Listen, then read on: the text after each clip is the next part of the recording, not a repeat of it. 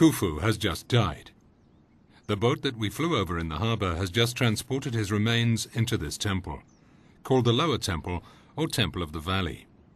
Here we can see the body of the king under the purification tent, where it's washed down. This is the first step of a slow preparation, 70 days, necessary for Khufu to be reborn and achieve eternal life. These steps will be performed in succession at 4 points in the funerary complex.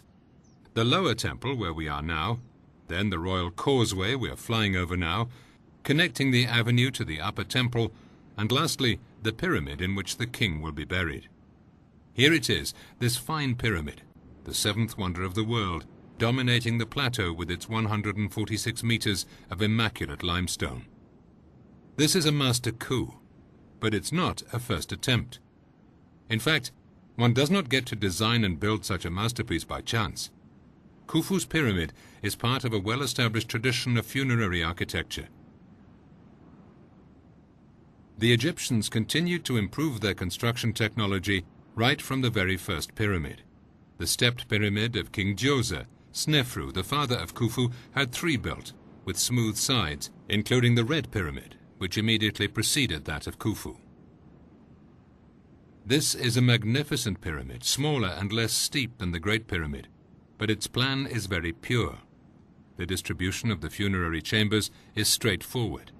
A descending corridor, 2 antechambers for the funerary furniture of the deceased, and a chamber in the mass of the pyramid. All these chambers are covered with a corbelled vault, that is to say, a vault constructed of rows of stones that become closer with increasing height and capable of supporting enormous vertical loads. The Egyptians had mastered this technique a long time before. The distribution of the corridors and internal installations is in line with what is observed in the previous pyramids. And here is the Pyramid of Khufu, higher, steeper, and with an internal layout that is a total departure from previous pyramids. There are 3 funerary chambers. The first, dug very deep into the bedrock and remaining unfinished, the second in the mass of the pyramid, and a final chamber at 1/3 of the height. This chamber is extraordinary, not only because of its location between 43 and 64 meters high, higher than anything known before, but also because it possesses a flat ceiling and 4 false ceilings beneath the roof of limestone rafters. We will see that this choice of a flat ceiling profoundly influenced the structure of the pyramid and its method of construction. One could even say that it was a determining factor. As for the corridors, they are more numerous than in the Red Pyramid, some branching off from the funeral chambers with quite a tortuous geometry. Finally, there is this enormous oblique structure, the Grand Gallery, unique in the architecture of the pyramids. Such a revolution is astonishing, the Egyptians having previously developed their technology gradually from one pyramid to the next. To sum up, the Khufu pyramid presents us with 2 enigmas, one in its construction, and then the one of this evolutionary leap. To construct a pyramid, it's necessary first to choose a suitable location and establish an infrastructure. On the Giza Plateau overlooking the Nile Valley, the Egyptians find an ideal location, quite large, gently sloping, and with limestone in abundance. They start to build the infrastructures there. They have to establish lines of communication and transportation for the stone. They dig the necessary canals to transport the stone, including Tura limestone, extracted from the east bank of the Nile, and Aswan granite, quarried 900 kilometers south of Giza. There, they have to house the workers. There will be about 4,000 people working permanently on the site.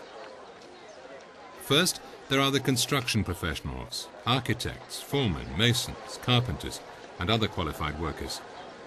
There are also the seasonal workers, for example the peasants who come to carry out a sort of pyramid duty while their fields are inundated by the flooding of the Nile. Assigned simple tasks like handling materials, they're paid in kind, food and drink, and earn their place in eternity in contributing to the building of their king's eternal monument. Finally, there are the ancillary services and all their trades, toolmakers and repairers, butchers, bakers, fishmongers. Contrary to later popular belief, there are no slaves. Constructing the pyramid is an enterprise that is both religious and social. It is the big state project that unites Upper and Lower Egypt in one common venture. Besides the canals and the towns, 2 ports are required: a commercial port for the ancillary services and a port to receive the construction materials, which we're flying over now. And here are the red granite beams from Aswan. The Egyptians extract them by striking the stone with balls of dolerite, a material much harder than granite. This is very long and very painful work. These beams were ordered right at the start of construction and will not be installed until 14 years later. Extraordinary proof of anticipation and planning. You can see now the limestone rafters from Tura that will top various chambers in the pyramid. This very beautiful, fine white limestone will also be used for encasing the monument. And right here are the limestone blocks from Tura, which would form the skin of the pyramid. This limestone had a special characteristic. It was very soft in the quarry, but hardened quickly on contact with the air once mined. Because the Egyptians did not yet know how to forge iron, the hardest cutting material they had available is copper. Therefore, they had to cut the soft stones immediately to their final form, complete with beveling. These casing stones were then numbered and shipped to the work site, a perfect example of prefabrication. We look back on the 5th year of construction, which also corresponds to the 5th year of Khufu's reign. The materials that had arrived at the port would now be transported along a wide causeway leading to the work site that we can see in the distance. The causeway, which we will call the port ramp, had a gentle slope of about 8% and ample width, enough for the massive supplies required for the work site. Following the topography of the plateau, it ran judiciously through the middle of other quarries, providing limestone that was of a lesser grade than that from Tura, but was abundant on the plateau. They would supply the major part of the materials for the pyramid. Here in red, we see the route taken by the granite beams. In mauve, the route used to transport the limestone, extracted from these quarries that are starting to be exploited, and in white, the route used for the limestone supplies from Tura. You see that the quarrymen were working on smooth surface stones and more crudely cut stones at the same time. We will soon see why. As the wheel did not yet exist, the stones were transported on wooden sleds, an example of which can be seen in the Cairo Museum. The blocks of local limestone would then be pulled up a second external ramp, which we'll call the pyramid ramp. About 325 meters long, with a slope of 8%, it was built with the same limestone taken from the local quarries. This ramp had 2 lanes, one to allow the stones to be transported, the other in the process of being raised in height. The pyramid was constructed in successive horizontal layers called courses. During the construction of one course, the ramp was elevated to prepare for the construction of the next course. In this manner, construction never stopped, the ramp and the pyramids progressing together. As for the Tura limestone blocks intended for the outer casing, they followed a very different route. They were transported via an internal ramp, also with a gentle slope, constructed behind the pyramid's surface, starting from its base. Here we can see the entrance. This internal ramp constitutes the principal idea behind Jean-Pierre Houdin's theory, the construction of the pyramid from the inside. This is the principle. The Tura casing stones were laid first. Remember that they had been cut side by side at the quarry and numbered. So they only had to be laid according to their numbers, rather like the pieces of a model, to construct a perfect casing right from the start. There was therefore no need for facing at the end of construction, which represented a great saving of time, especially when we consider there were 84,000 square meters of casing. When this was done, there was an enclosed working area into which the cut blocks of local limestone were brought by way of the external pyramid ramp for the construction of a second belt about 20 meters thick. This structure gave the pyramid its solidity. It's these stones that can be seen today, the Tura limestone having been removed in the Middle Ages for the construction of the monuments of Cairo. Once this finely finished structure was in place, there was no longer any need for such fine construction. Speed was of the essence. The center of the pyramid was thus filled with very roughly hewn stones, blocked with quarry rubble and often a little mortar. There was one exception, however. this sort of finely finished peninsula visible in the middle of the infill. This was to serve as the foundations on which all the internal works, as the Grand Gallery and the King's Chamber, would be constructed. Given their importance, it was out of the question to build such structures without solid foundations. The Egyptians were also smart. They constructed the pyramid in another limestone quarry. The terrain having a slight slope, they kept a section of bedrock about 7 meters high. This light patch that we can see at the top right inside the monument.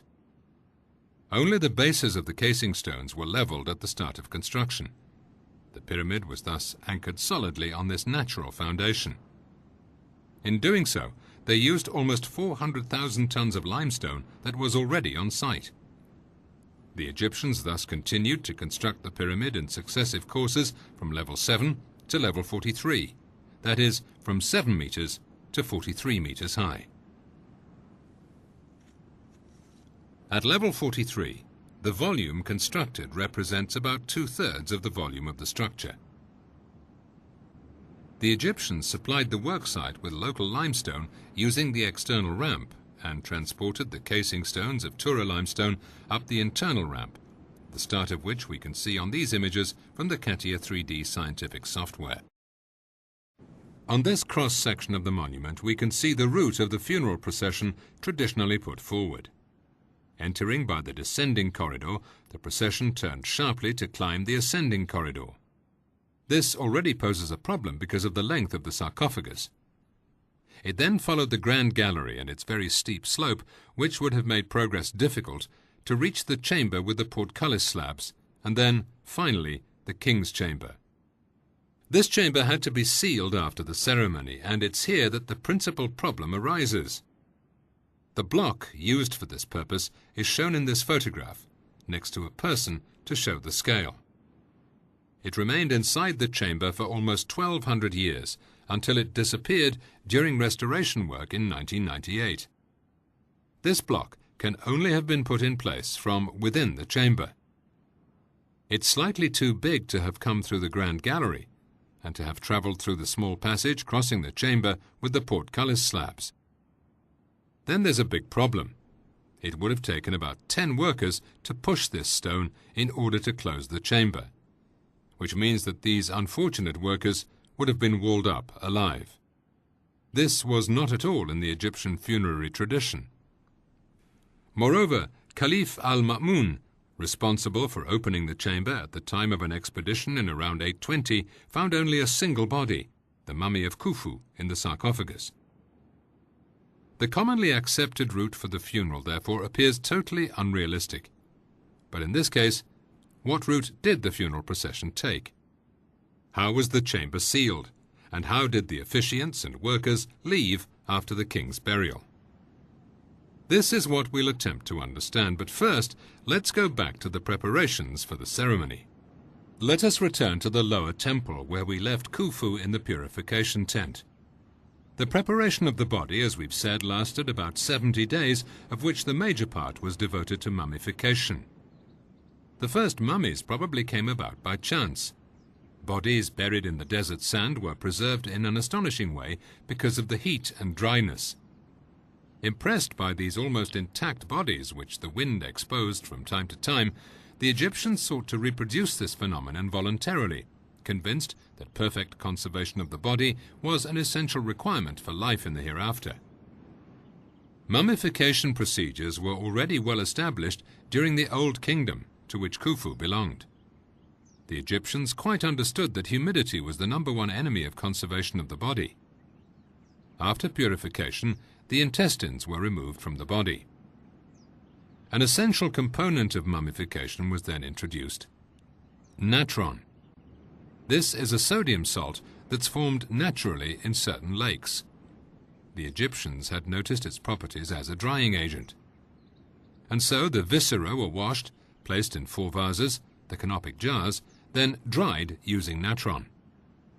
As for the body, it was stuffed with linen and sawdust impregnated with natron, and it was also plunged into a natron bath. Only the heart was left inside, the seat of thoughts and feelings. Later, it was sometimes replaced by a golden scarab. In this way, the body was dehydrated by the action of the salt, preventing any decomposition. After 30 to 40 days, the natron was removed from the dehydrated body. The abdominal cavity and thorax were filled with cloths impregnated with aromatic substances. Balms and perfumed oil were applied to the body to restore a little suppleness to the skin. We move on to the wrapping. The body of Khufu was wrapped in strips of linen, starting at the extremities, the hands and feet. For so big a king, up to 7 layers of the finest linen were used. The total area of fabric used could reach almost 400 square meters for such a high personage, and the wrapping could take about 2 weeks. Between each pair of layers, magic amulets were placed, destined to assist and protect the king in the afterlife, while the high priest chanted prayers. The mummy was then wrapped in a shroud and placed in a wooden sarcophagus. Khufu was ready to go to his last resting place. Khufu left the lower temple with his procession of officiants and mourners and was carried up the covered royal causeway. This progression in the shade symbolized that of the sun during the night. Like the sun, Khufu had to confront dark forces to carry out his emergence into light and be reborn. Just as Nut, the goddess of the sky, swallowed the sun in the evening to give it rebirth in the morning, Khufu disappears into the dark, covered causeway. We see him again emerging and entering the upper temple, which backed onto the pyramid. Some more rituals before proceeding inside for the burial proper. Like all the deceased, Khufu had to appear before Osiris. For this purpose, and also to pursue his afterlife, it was necessary to give him back his senses, and therefore to reopen the 7 orifices in his head. The high priest, or certainly the elder son of Khufu, started by burning incense in a small scepter in the shape of an arm. This was the purification of Horus. Then several liquids and resins were poured onto the sarcophagus. This was the purification of Thoth. Finally, the nostrils were touched with an implement called a setep to return breath to the deceased, and then in turn the ears, the eyes, and lastly the mouth. Khufu was now ready to appear before Osiris for the weighing of the souls, where, his speech having been returned to him, he could make his negative confession. Leaving this ceremony to follow its course, we follow the officiants who were already transporting Khufu's funerary furniture into the pyramid. In fact, the Egyptians believed that the deceased had to find all the objects necessary for everyday life, from furnishings right down to the smallest ordinary objects, in the afterlife. The funerary furniture was usually stored in antechambers adjacent to the burial chamber. And this is where the question arises of the observed departure in the Great Pyramid from the internal architecture of the preceding ones, especially Red Pyramid. As already mentioned, the internal plan of the Red Pyramid is remarkably simple. What's striking about that of Khufu's pyramid, besides its greater complexity, is the absence of antechambers. Some have assigned this role to the underground chamber or to the intermediate chamber known as the Queen's Chamber. However, the funerary furniture had to be readily accessible to the deceased, which then would not have been the case. Others then thought about the Grand Gallery, but its steep slope makes this hypothesis unlikely. So, why would the Egyptians have abandoned a plan that was so effective in the Red Pyramid? And why don't we find antechambers adjacent to the King's Chamber in the Great Pyramid?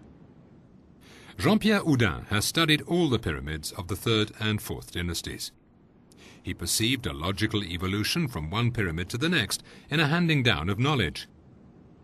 As the Red Pyramid immediately preceded Khufu's pyramid, it's probable that the designers of the former, or their immediate disciples, designed the latter. Therefore, there was no logical or practical reason to introduce a major change in the internal architecture of the new pyramid. Consequently, Jean-Pierre Houdin had the idea of inserting the same arrangement of antechambers as that found in the Red Pyramid into Khufu's pyramid, but raised to the level of the King's Chamber at a height of 43 meters and behind the Grand Gallery. This new arrangement worked perfectly in Khufu's pyramid. In addition, if we observe the result in space, it explains several curiosities in the internal plan of the structure, especially where the offsetting of the Grand Gallery is concerned, It does not lie along the monument's north-south axis, since the antechambers are on this axis. Similarly, the twisted shape of the shafts from the Queen's chamber and the King's chamber becomes logical if these shafts had to bypass the antechambers and the passageway that connected them to the King's chamber. If we assume that Khufu's pyramid reclaims its antechambers, the true funeral circuit, which Jean-Pierre Houdin calls the noble circuit, becomes quite different. Therefore, the entrance in the eastern corner of the northern wall of the chamber that visitors use today is not the one the Egyptians built for the funerary procession to use. The true entrance was cleverly concealed in the western corner of the same wall. If we look carefully, we can see that the red stones form a portico which supports the load of the ceilings installed above. The yellow stones, in contact only with the red blocks of the portico, are simply infill and do not cause any load on the stone that's underneath. This block is therefore free of any load, which means it can be moved. We can still see today, if we visit the King's chamber, that the joints between the stones of the wall are perfect, with not enough room to slip a razor blade between them. On the other hand, in the vertical joint between this block and the neighbouring block to the right, you could insert a credit card. Moreover, microgravimetric analysis in 1986 detected a clear zone of low density in this area. Let's now go through this block and follow this small passageway behind it. We descend and penetrate into the first antechamber in which some of the funerary furniture was stored. The passageway connecting the two antechambers that we're going through now is exactly on the north-south axis of the pyramid. Now we enter the second antechamber. Both have corbelled vaults, just as in the Red Pyramid of Snefru, Khufu's father. Now we can see the cross-section of the pyramid that unveils the new funerary architecture. We will also observe these elements in a series of views generated by the CATIA 3D scientific software showing these various elements. We can see the known internal architecture of Khufu's pyramid in green in this 3D model. We first need to enter the pyramid and gain access to the new funeral circuit. At the entrance to the pyramid and providing access to the new circuit, we find two small new rooms in purple. They are connected by a short vertical shaft to the ceiling of the descending corridor leading to the underground chamber. Later we'll see signs of these rooms on the face of the pyramid. Starting from these rooms, there's a first horizontal corridor in yellow rejoining the Queen's chamber. Next comes a second ascending corridor in yellow leading to the antechambers. We cross the two antechambers in red before climbing towards the King's chamber. Starting at the second room, at the pyramid entrance, there's a vertical shaft. We shall see that this shaft rejoins the internal ramp. We see a new corridor leading to the Queen's chamber, parallel to the one that we've seen. This corridor was detected by radar by the Japanese team of Dr. Yoshimura from the University of Waseda in the late 1980s. Let's look at the narrow shaft running north from the Queen's chamber. This shaft, according to the official surveys, bends, for no reason that the conventional theory can provide. On the other hand, if one accepts the hypothesis of the antechambers, this corridor needed to avoid the access corridor to the first antechamber. The bend then seems entirely logical. The same goes for the other shaft, the one from the King's chamber. This shaft had to avoid a room that contained the mechanism to close the King's chamber. Again, we find a rational explanation for the turns indicated by the official surveys. So these antechambers, inherited from the Red Pyramid, fit perfectly into Khufu's pyramid without coming into conflict with the rooms and corridors that we know. Better still, they are integrated perfectly into the complicated layout of the shafts, for which they provide a logical justification. Now, let's look at the relieving chambers. In truth, these rooms do not relieve the King's chamber at all. Structurally speaking, the Egyptians could have built the roof in an inverted V above the first ceiling to take the vertical loads from the top of the pyramid. These loads are deflected sideways by this roof, a bit like water on an umbrella, and are distributed through the mass of the monument. With a single flat ceiling This roofing would therefore have protected the king's chamber perfectly. As for the Grand Gallery, because of its sloping form, it could very easily have withstood the small loads transferred to it, working just like a buttress in a cathedral. On the other hand, if we assume the existence of these antechambers, we can see that the vertical loads deflected by an inverted V-shaped roof would have come to bear obliquely on their ceilings. And it's there that a big problem occurs. Because of their structure, the corbelled vaults of the antechambers can take enormous vertical loads, but they cannot withstand side loads at all. Consequently, it was absolutely necessary to transfer these oblique loads much higher up so that they could pass above the antechambers. This is the true role of the multiple ceilings of the king's chamber, and the relieving chambers do not relieve the king's chamber, but the antechambers. The yellow arrows show the deflection of the loads by the roofing, and the pink zone is totally relieved, which effectively guarantees the security of the antechambers.